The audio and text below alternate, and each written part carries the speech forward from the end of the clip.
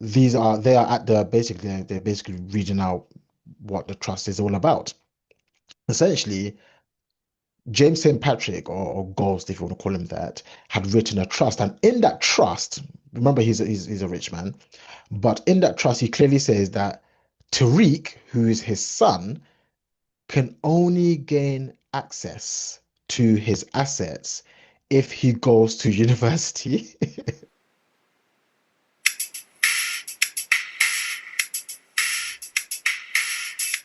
Hello and welcome to the Woke Finance Podcast, the podcast discussing all things finance and all things finance related. It's your boy Peter and I'm with my co-host, my bro Jax. How are you today? Yes, yes, Peter, I'm doing very well. Doing very, very well. The week just gone by. A big change. For those that have been listening to us for a while, you would know that for the past 10 to 11 years, I have been working as an investment manager in asset management. And in recent times, I've made a bit of a career shift, moving away from that corporate world into what we call financial planning and wealth management. Very similar roles, but essentially, I'm now fully self-employed, and it's now time for me to build my own book of clients, providing them with a service of financial planning and wealth management. So I'm excited, man. I'm excited about to hear more about your journey over the next X amount of time. Now, Jax, for those of us that are listening and thinking about a career change, and that time comes for most people in their lifetime, what one thing would you probably encourage to think about from a financial perspective before even to help aid that decision? Yeah, from a financial perspective, I think the key thing is to make sure that you have your basically your buffer, right? So we speak a lot about things like emergency funds, which are there to take place. We're meant to use it when things go wrong or etc. Let's say you get made redundant. But here we're talking about actually making a conscious decision to shift careers. So for me, I saved up a year's worth of my salary as a savings tool so that I can give myself a year to figure things out. So that's the thing I would say you definitely want to do. You don't have to do up to a year. I did a year because I'm quite risk averse, right? But I would say probably at least 6 months worth of savings should be saved in some sort of pot. And that pot is the money that you can rely on whilst you basically transition careers. It could very well be that your transition is quite short and then your savings become, well, not obsolete, but it becomes surplus to requirements. And then you can stick it back into some sort of investment. But yes, absolutely, Peter. The one thing I would definitely encourage people to do is to be proactive and intentional and make sure you have a savings pot so that you can actually make the transition without the stress of needing some money and basically being stressed about the new role that you have. Mm. Love it. So that's you. Get saving, and we wish you all the best as well. We'd love to hear for anyone that is relating to and you want to share a bit more about your journey for some inspiration as well. Feel free to get in touch with us on our usual channels. And for everyone else listening, a massive warm welcome to you. We recognize you. We appreciate your ongoing support that you've shown to us over the last few years and even into this new year of 2026. Now, for today's episode, as ever, one of the ways our listeners show support is by sending in questions for us to ponder on and discuss on the episode. So today's question, I'll read it out and then we can share what we're going to actually be taking a deep dive into from a topic perspective. So the question is, I heard a phrase I find interesting, which is own nothing, control everything. Doing further research, I found that the way people do this is through a trust. So what are they, and should I be setting one up? So that's the question that's come through, the idea of trusts.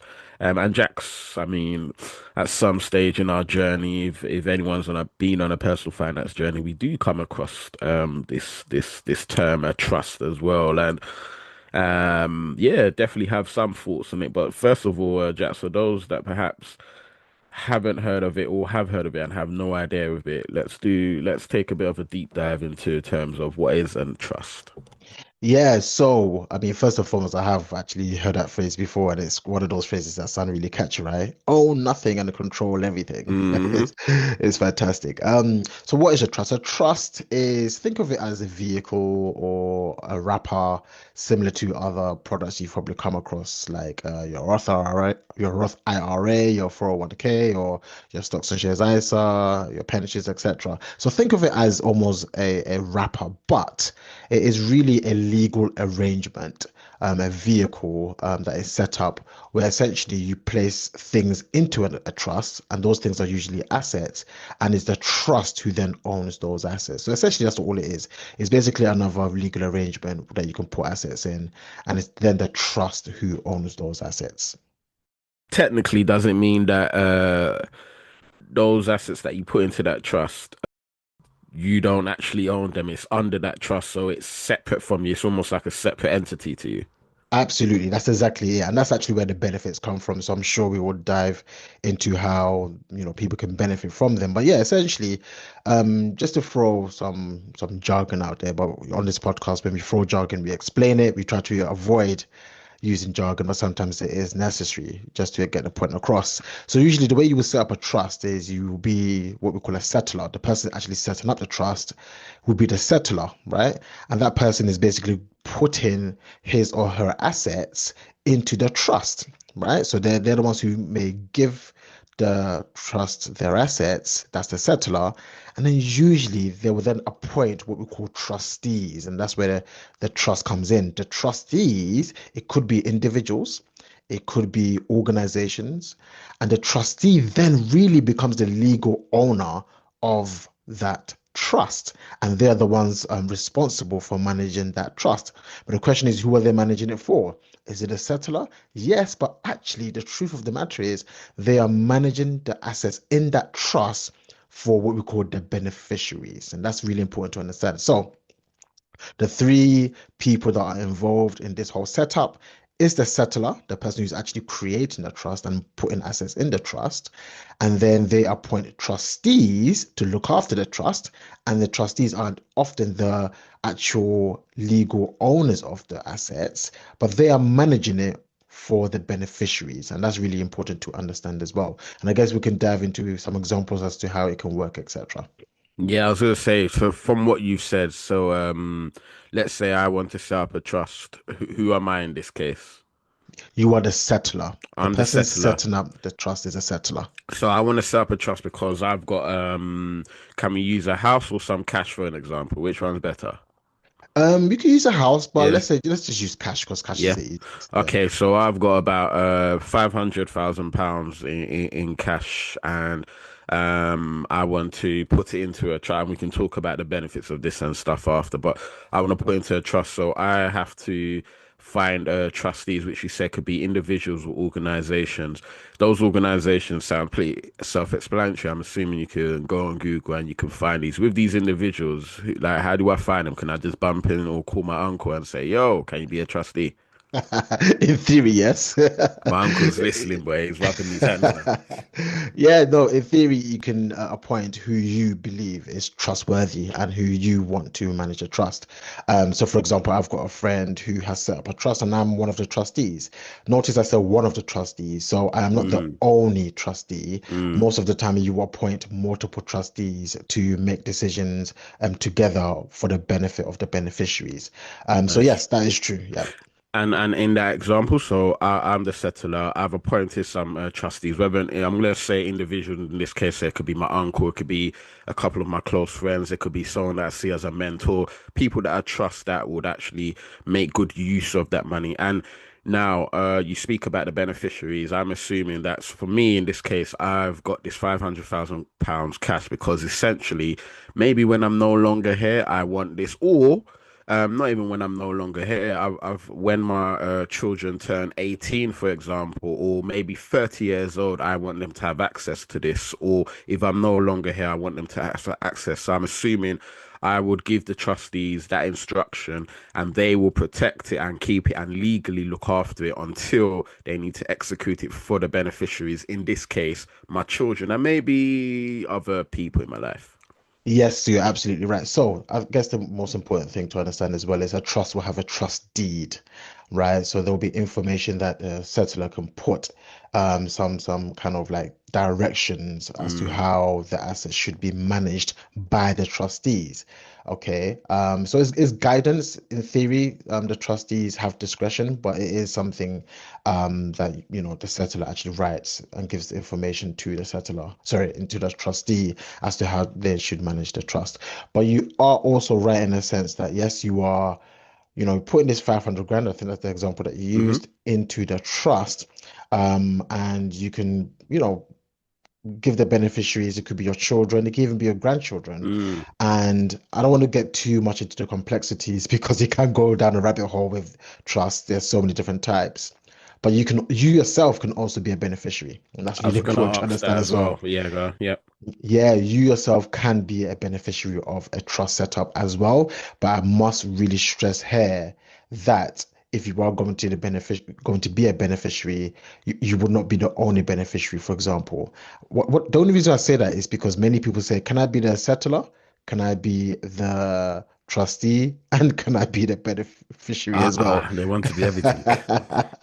Which in theory you can. You actually can, but you cannot be the sole trustee, sole Mm. beneficiary, and sole settler in this example. You would need to have other trustees and other beneficiaries as well. So, I guess I say that to say the reason why we're even having this conversation and why it seems complex is because there are so many different types of trusts, and there's so many reasons why someone will set up a trust as well. So it depends on what you're trying to achieve. What are some of the common reasons as to why this conversation actually comes up? Yeah, so think about it. I talked about the fact that you can place different assets into a trust, and you are essentially removing the assets from your ownership, right, into basically to something else, to someone else, right, which is the actual trust. And I guess the reason is why would we want to do that? What are the benefits of doing that? And I can think of three main reasons why someone would want to set up a trust. The first one is to have control, right? To control the assets that you have, to be able to give an instruction as to how those assets are to be potentially distributed to the beneficiaries, right? The example here I'll give some stories to make these things a bit more clearer, so it doesn't sound like we're just lecturing. There was a show, I don't know if you watched it, Peter, but there was a show called Power. Um, I heard of it, that yeah, of course. yeah, Power was a show that was I think produced by 50 Cent. hmm And in that show there's a main character called Ghost or James St. Patrick. A rich man who, was able to build assets, etc. And then he passed away, right? But towards the final episode of the main show, Power, he passes away, and then he has his missus and he has his son. They are at the basically they're basically reading out what the trust is all about.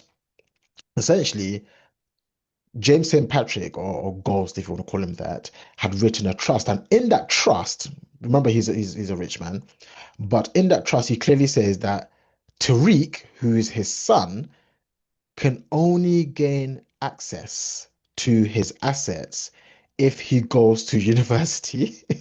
Okay. Yeah, and gets an average of a 3.5, I think it's called GPA in America. Okay. So he has to not just go uni, but he has to do good. I'm assuming that's good Exactly. in yeah, over there. Yes, exactly. So that should give us an idea as to how trust can be so interesting and so fascinating, where not only can you pass on assets to your beneficiaries, but you can put these stipulations and conditions in place so you are maintaining what I call control. Even though you're not here anymore, you still have Hmm. control as to how your assets are being distributed. So that's an example of why trust can be very, very useful vehicles. I love it. I love it. I love it. Any other I guess pros to Yeah. so I think before I gave the example of like cash or a house. I've heard it in the sense of, oh, if you I don't know own investment properties, you should put into a trust for things like inheritance tax and all of that stuff. So yeah, I've heard Yes. all sorts of stuff when it comes to homes. Yeah, so I'll talk about that in a moment Yeah. because that is probably the third and a big reason why it's really important to think about using trusts. But before we even get there, one of the things that I want to mention as well, so I mentioned control, but the second reason, which is extremely popular, is to do with protection, Mm. right? Actually protecting your assets. Because remember, when you pass your assets into a trust, it's a trust that owns those assets. It's no longer you. Okay. But I'm going to give you another example or a story to help understand how trusts can be used to protect your assets as well. So let's just say there's a guy, I don't know, Uncle John. Let's call him Uncle John. Uncle John has worked well. He's built a large asset base of properties, stocks and shares, and various different assets. And he's got a son. He's got a son. Unfortunately, his wife has passed away, but he's got a son called Samson. Let's call him Samson. And he wants to be able to pass on his assets to Samson when he passes away. Now, the problem is Samson is married, right? And Samson is married to a lady that Uncle John doesn't like very much, doesn't trust very much. Well, let's call her Delilah. Let's call her Delilah. So, Well, so you I'll- said the people in our audience will laugh to that, but God. so let's call her Delilah. So Uncle John doesn't really trust Delilah. He thinks that Delilah is only with Samson because of his muscles and his wealth, and she doesn't trust that the relationship will last. He doesn't trust, sorry, that the relationship will last very long. So he writes in his in a trust that the assets should go to obviously his son. And behold, just a few years after he passes away, Samson realizes that he's made a mistake by marrying Delilah and they get a divorce. Okay. Now, let's think about it.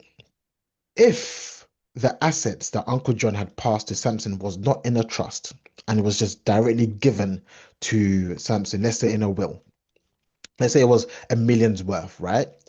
That million's worth would have been in Samson's name, right? And then once he got a divorce with Delilah, guess what would have happened? Something would Chances have gone to are, her. let's call it, I mean, here in the UK, it's usually about 50%, Mm, 50-50. So let's say 500 grand would have gone straight to Delilah. So mm, Uncle John's hard-earned money that he's built over many years of working and compounding that wanted to pass on to his lovely son, half of that has gone to someone he doesn't even like. mm. Okay.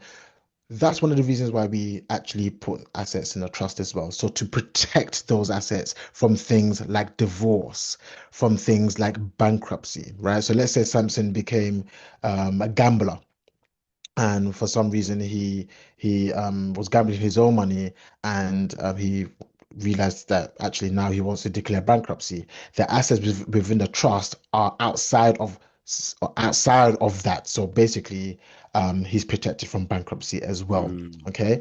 And there's many different stories. Another story, let's just say, I mean, I gave a story of Samson and Delilah, but let's just say they were, let's say it was Samson and Sarah.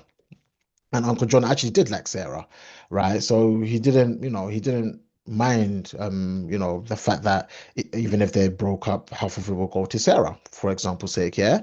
But let's just say Sarah and Samson were married, and then Samson passed away. Then all of Samson's assets, some that he would have inherited from Uncle John, will go to Sarah. But then let's say Sarah then went and got remarried to someone else. Let's call him, I don't know, give me an example, Peter. Joseph. Let's call him Joseph, right? And then let's just say Joseph, you know, and Sarah, they were married, but Joseph, outlived Sarah. So Sarah passed away.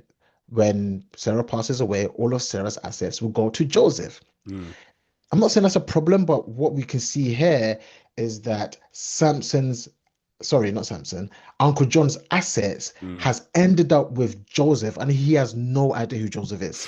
That was an original intent of where the assets should go to, essentially. Exactly. Yeah. So sometimes when we're writing trust, sometimes we hear some people call it bloodline protection. You're Mm, able to keep your assets within your bloodline so that, your assets don't end up with someone that you didn't intend for mm. it to go to as well. So that's a very simple example to give you just a clear understanding and through a story of how trusts are also used for protection.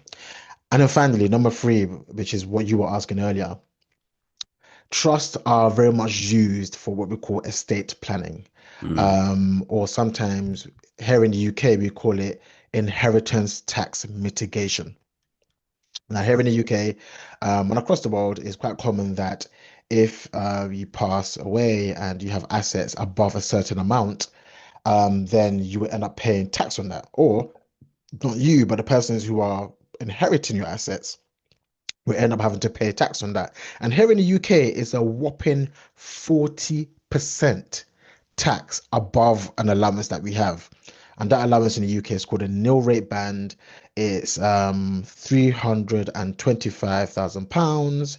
And if you own a home, you get an additional £175,000. So half a mil, mm, generally speaking, per person. Anything above that, so if you had let's say a mil, then 500 grand will be taxed at 40%, which is mm. absolutely crazy. This is where trust can come in very, very handy. And there are different ways you can use a trust. There are so many different ways, different types of trust that can be used to mitigate inheritance tax, which probably goes beyond today's episode because it is quite technical, but it's really important to understand that trust can be used very effectively and efficiently to reduce inheritance tax liabilities. Now, this all sounds really interesting, Jax, and I mean, for our listeners, that's probably hearing of a trust for the first time.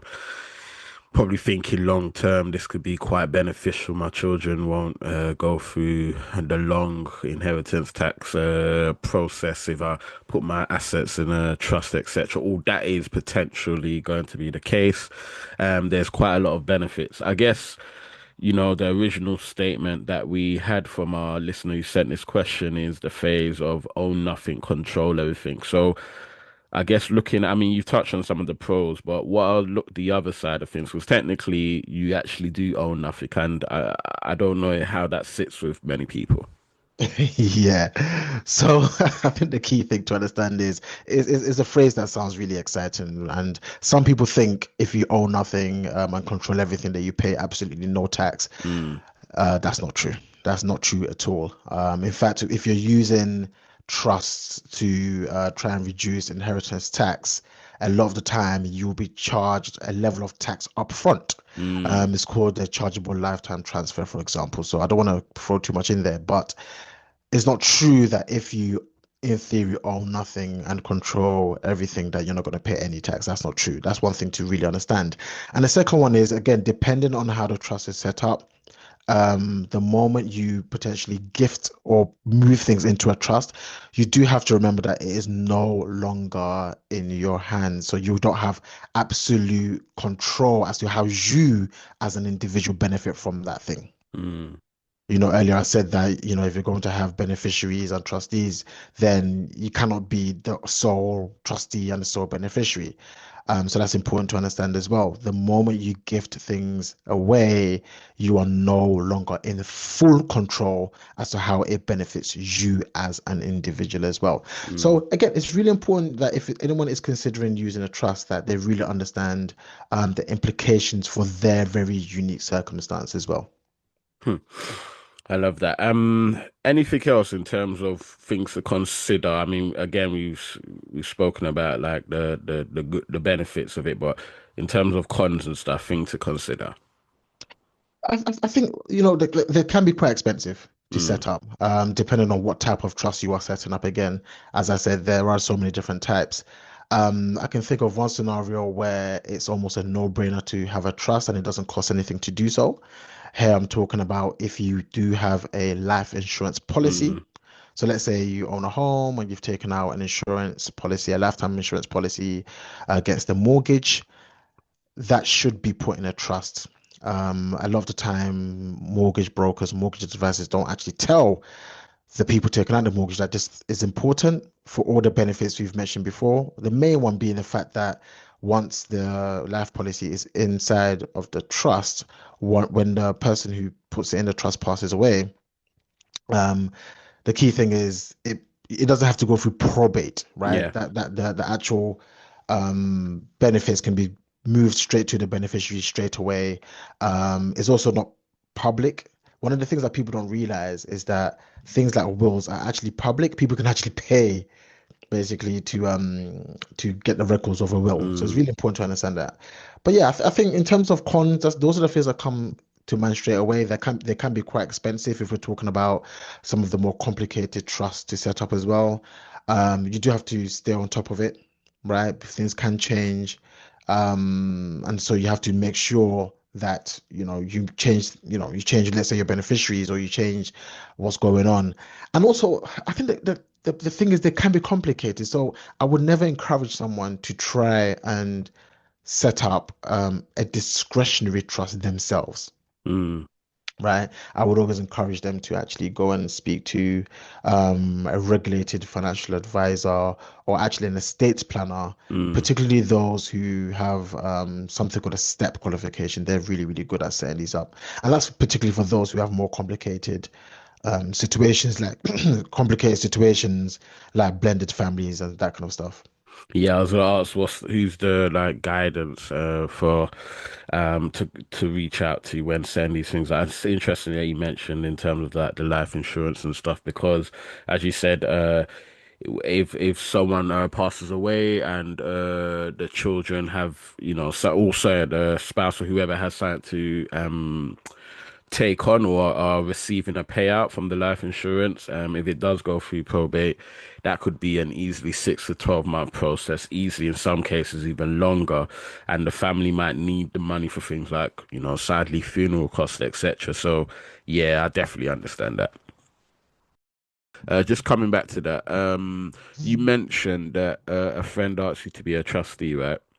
Yes, absolutely. Yeah, Yes. so I was gonna say, for any of us that may in our lifetime get asked to be a trustee, is there anything we need to be considering, or is it just, yeah, sure, no problem? Great question.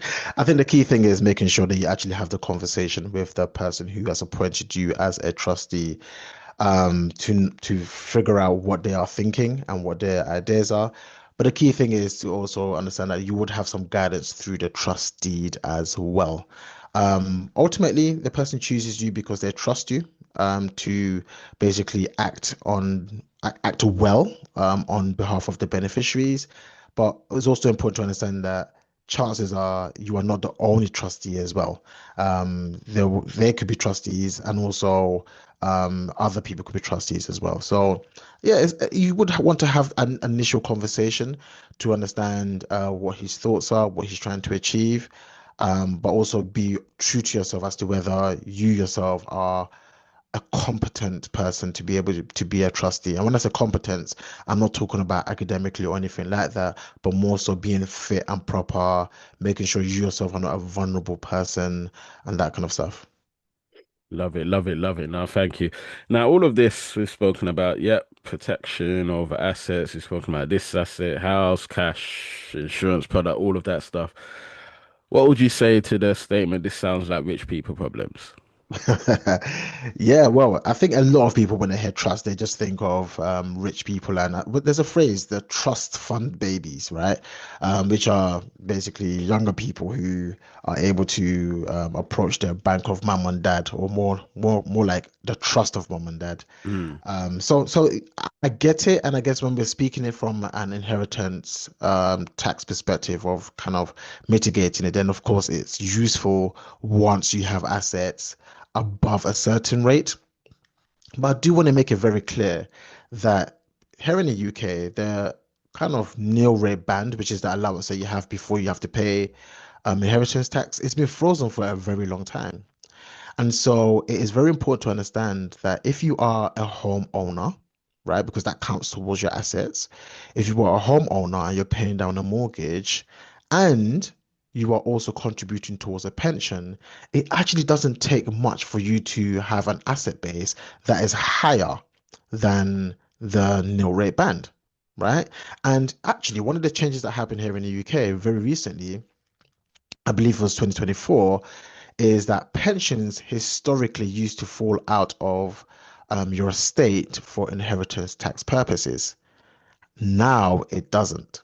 Or not, sorry, now it does. And what I mean by that is now, if you pass away, they will count whatever's in your pension as part of your asset base for inheritance tax purposes. So I say that to say the moment you are contributing towards a pension, which most people are, even automatically, and the moment you are a homeowner, there is a very, very high probability that you will be facing some sort of inheritance tax liability in the future. So, yeah, keep in mind that it's going to be very important for you and your family.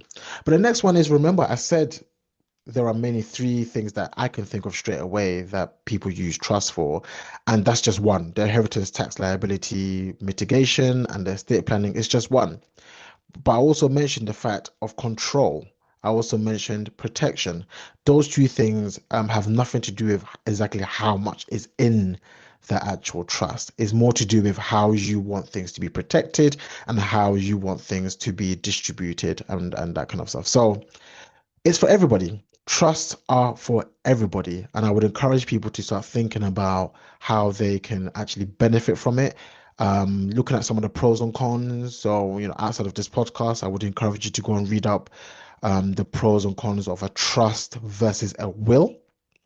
Those are big ones because some people think a will is enough, but chances are it probably isn't for some of the things that you want to achieve.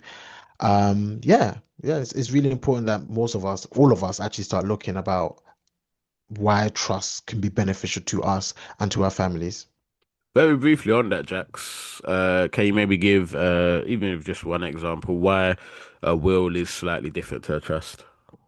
Yes, yeah, rules are, by the way, if you don't have a rule, definitely get one. It's really, really good.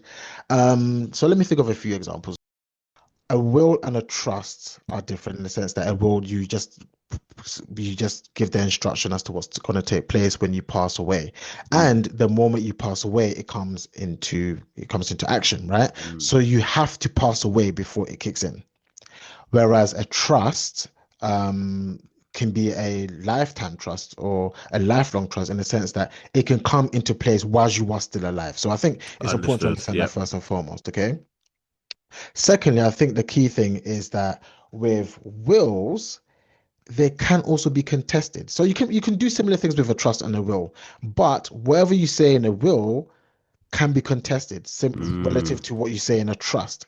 What I mean by that is in a will, someone can say that you have not made enough you've not done something right by them. So if you've got a spouse and in your will you've said nothing goes to my wife or my husband and everything goes to my children for sake, that can be contested. mm. It can be contested. Also, let's say you've got multiple children, for example, and you want to give your assets to three children, but your three children, by the time you pass away, are financially independent already.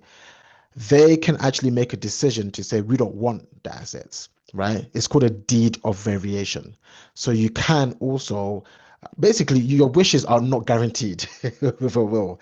That's really, really important as well. But they are very similar in the sense that you can put your basically what you want the outcome to be in both a will and a trust. But for these very, very slight differences, it's really important that a will doesn't fully protect your wishes the same way that a trust can. And also, when a will kicks in, it kicks in immediately you pass away.